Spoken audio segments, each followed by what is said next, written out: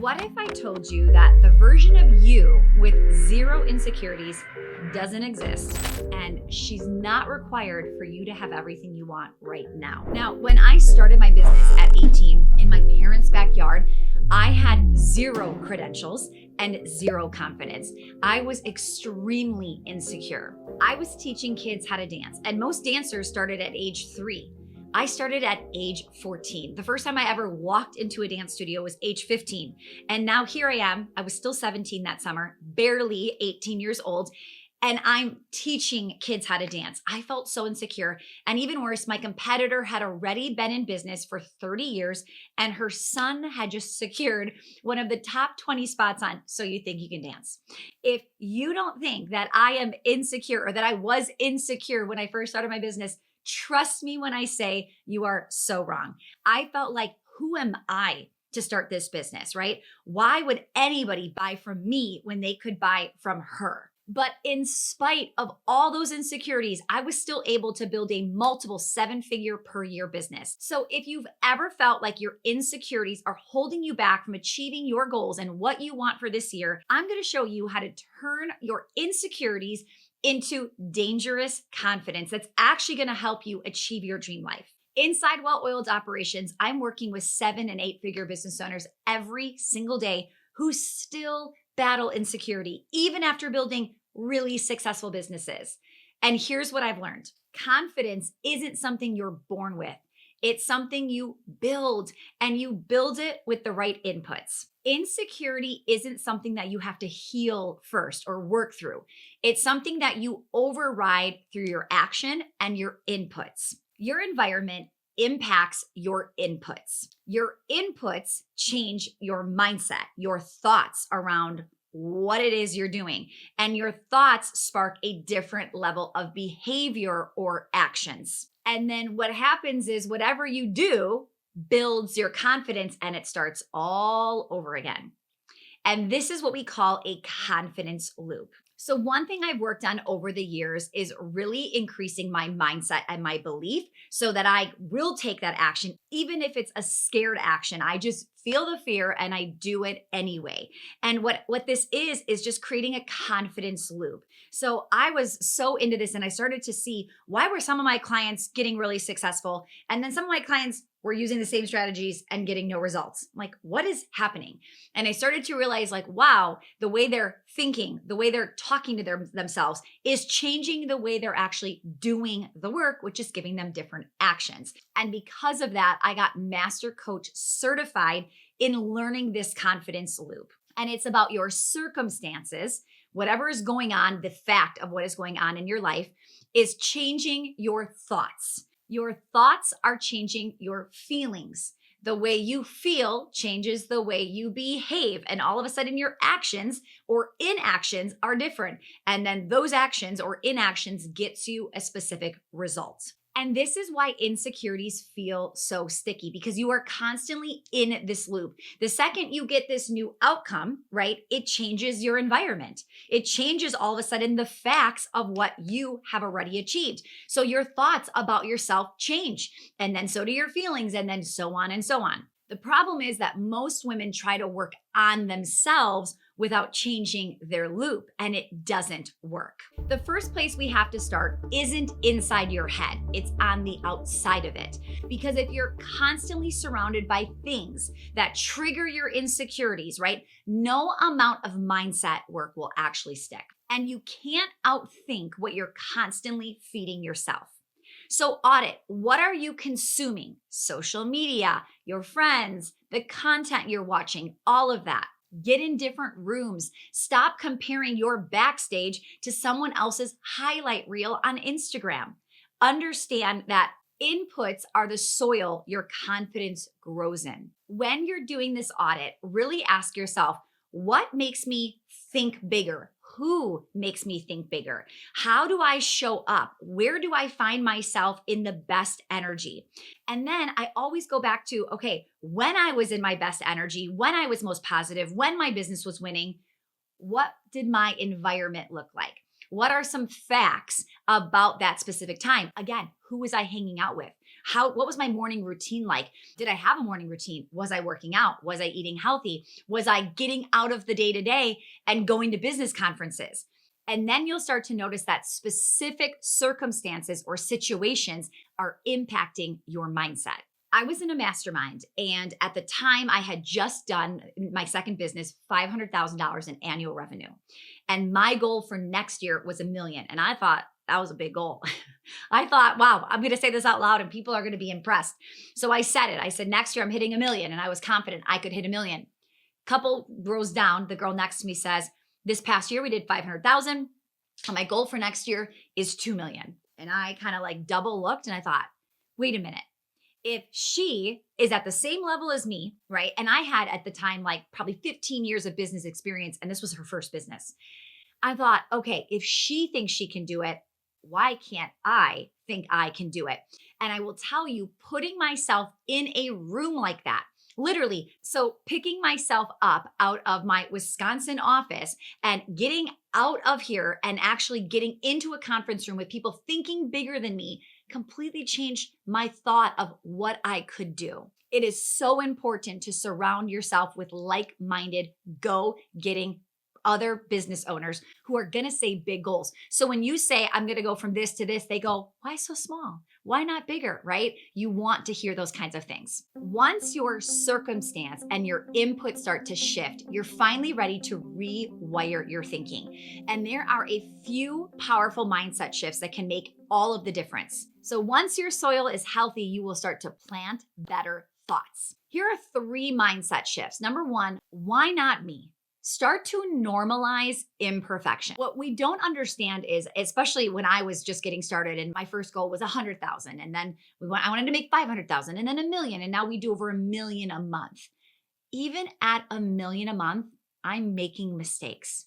I'm messing up. I'm hiring people that I should not have hired. Anything I was doing at a younger stage in business, I'm doing now, just at a different level. And I think if you start to think, well, I'm not ready, or I don't have the experience, or I'm just not there yet, or my competitors have been in business longer, right? You have to understand that you're going to make mistakes no matter what level you're in. So just get started now. Making those mistakes will help you be faster, build better, build stronger. We just had a pretty large mistake happen in our business, and it kind of blew up one of our departments. And I will tell you, I learned such a good lesson from that mistake that I guarantee you I will not have to learn again. And even at somebody at 8 figures in annual revenue, right? I'm not perfect. My business is far from perfect. So I want to make sure you understand that no matter where you are today, you are in the exact right time and place to get started. Okay. Now, if you're watching videos like this, hopefully you get to hear some of these mistakes and not make them yourself. Number 2 is that confidence comes after action. Stop waiting to feel ready. I would say today, I am actually pretty confident. I can walk into a room and I know I'm probably going to be one of the bigger companies in there, in some rooms, right? However, I didn't feel this way when I got started. I had to just get going, right? And as I got going and started to do the work, the confidence came with it. A lot of times, a lack of confidence is just a lack of competence, right? And as you are nervous or paralyzed of, I'm not confident or ready, you're just delaying the feeling of confidence later. Now, even today, as an 8-figure business owner, there are so many things I don't know how to do, right? I am now trying to build a company that goes from, to 20 million, 30 million, 100 million. Do I have confidence in that? No, absolutely not. And I'm not going to fake it until I make it. That's not the phrase that I want you to be thinking about. But I am going to go forward confident knowing that if I just keep going, if I just keep learning, if I just keep feeling the fear and doing that thing anyway, I will get to those bigger numbers. Like I am capable of building something I don't know how to build yet because I know that I have the resilience to keep going. So you will have the confidence if you just keep moving. And mistakes just equals motion. So I want you to reframe that fear of failure. I had a friend who was starting another business and she just kept saying, I'm stuck. I'm lost. Like, I don't know what to do. And I would go, okay, well, we'll try this or try that. And it was just yeah, but Stacy, and she was very hesitant. And I finally had to say to her, here is what it feels like is going on. It's like you took your car and you slid into a ditch. Okay. And now you're in the ditch and you're stuck in a rut. And I am telling you, turn your wheel, hit, reverse, hit, now step on the gas. And you're going, yeah, but I don't think that's going to work. And I'm like, listen, I've been in a ditch before. I'm telling you how to get out, and you're not even trying. And the reason this person wasn't trying was she said, I'm afraid that if I do it, it's not going to work anyway, and everybody's going to know. I'm like, well, best case scenario of not doing anything is you're proving everybody right. You're not going anywhere. You're going to stay in that ditch permanently, right? I want to help you, but I'm not going to keep helping you if you're not actually taking the advice. So start turning the wheel, start trying to get like out of the grooves. And what happens is, with this analogy, if you go to reverse and you're like, it's not working. Okay, good. At least you have the confidence of, I tried action A, it didn't work. Now let's try action B. As you start to do it, you will build more confidence. And it's also process of elimination. You're going to start to see what's working, what's not. Failure is not necessarily a bad thing. And every successful person you see, failure is a big part of their journey. But here's the thing, even with these mindset shifts, your brain is used to running on old patterns. And if you want those shifts to actually stick, you need to keep reinforcing them with the right ideas, the right voices. So this is why the people you hang around matter. This is why if you have an unsupportive spouse or a family member that's questioning what you're doing, or your high school friend saying something, this is where don't do anything to intentionally talk about your big goals or vision, right? If you've got somebody that is just super negative, maybe in your family or your spouse, right? Don't bring up your workday, right? You're just asking for them to kind of continue to help you with your old pattern of you're not good enough, you're not smart enough. Why don't you just get a regular job? We don't want to actually have that happen. So what you want to do is you want to figure out, where are those environments? How do I purposely put myself in them all the time? So who do I want to start listening to on YouTube, on podcasts? What books do I want to start reading? What conferences do I want to go to? Where are my new friends hanging out, right? You want to start to flush those old ideas. If you've ever seen the image of a glass of Coke sitting in a cup and it's just brown, and then they take a big pitcher of water, right? And what happens is, as they start pouring the pitcher of water, the brown starts to get from dark to medium to light to eventually turns into water. And what's happening is it's flushing out all of the Coke, right? That's what we need to do to rewire you. We need to flush out all of those thoughts, all of those old behaviors, those old actions. So when you change your environment with your people, places, right, that everywhere you're hanging out, it's going to flush those bad habits right out. I've got 5 books that I want to share with you that I really think will help you start to flush. One of my strategies that I like to do is I like to read 10 pages or listen to 10 pages of an audiobook every single day, because the more I can flush those negative thoughts out, and trust me, if I'm in a negative funk or I start, thinking maybe I'm not good enough, or I don't know, or maybe I'm worried about money, or I'm thinking, can I really charge that? Or is this product really good enough? I flush those thoughts with positivity. The first book I recommend is Mindset. It's The New Psychology of Success by Carol Dweck. Now, this theme is all about a growth mindset versus a fixed mindset, and a foundational read for business owners who need to understand that failure isn't a dead end. It's just a detour to you becoming successful. Another one is Soundtracks by John Acuff. So if your self-talk is sabotaging you, this book is going to teach you how to rewrite your internal playlist. Number 3, The Big Leap by Gay Hendricks. So this is all about learning how to break through your upper limits and stop self-sabotaging. We all have an upper limit. It's basically like the analogy of your thermostat is set to 70 degrees, right? And if it turns into 72 in your house, right? I open the doors and the hot air is coming in, it kicks up to 72. What's going to happen? Your AC is going to go, no, we like it 70, right? You are doing that all day, every day with what you've got going on in your life. And this book is a game changer for you to start to realize what you're doing and why you're staying stuck. The next one, Atomic Habits by James Clear. Confidence comes from keeping small promises to yourself. And this book is going to show you how to do that. If you want to become somebody better, different, more experienced, you 1000% want to start to change your behaviors, your actions, your habits. And this is the book that's going to help you do that. You Are a Badass at Making Money by Jen Sincero. Okay, this is one of my faves. It is a must for any business owner who is playing small for far too long.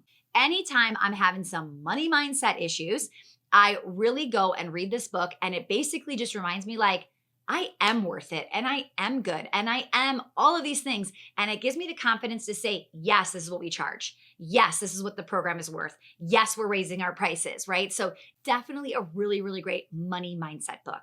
These books are going to help you change your environment, your inputs, right? Those thoughts, your actions, your behaviors, and most importantly, your results.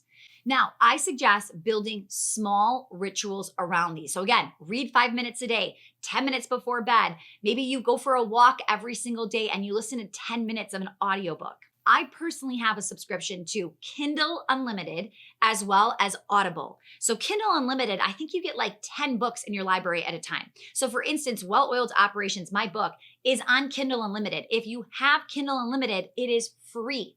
All right. So that is a great way to start getting more and more books, and you pay a very small minimal fee every month to unlock these 10 books. Audible is something I also pay for, where every month I get a credit for a new Audible book. This is going to be huge. I love to go on walks and get outside, or if I'm driving in the car, one of the things I'll do is I'll play an Audible book.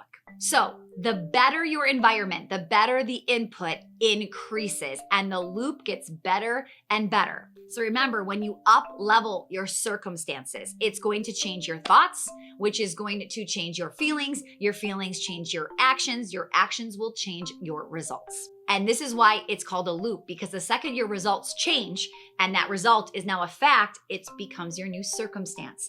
And when you have, so for instance, let's say I'm building my business and I hit 7 figures. Now my reality is I'm a 7-figure business owner. That changes my thoughts, right? So as I start to rebuild and all of a sudden I'm an 8-figure business owner, that changes my thoughts. Confidence is built inside this loop. You don't need to become fearless. You need to become unstoppable with fear. So feel that fear and do it anyway. You're not broken. Your loop might be broken. Now you know how to build a new one. This is the exact process I use to go from broke to now owning an 8-figure business. And if you want to learn more about how I did it, I have another video you can watch right here.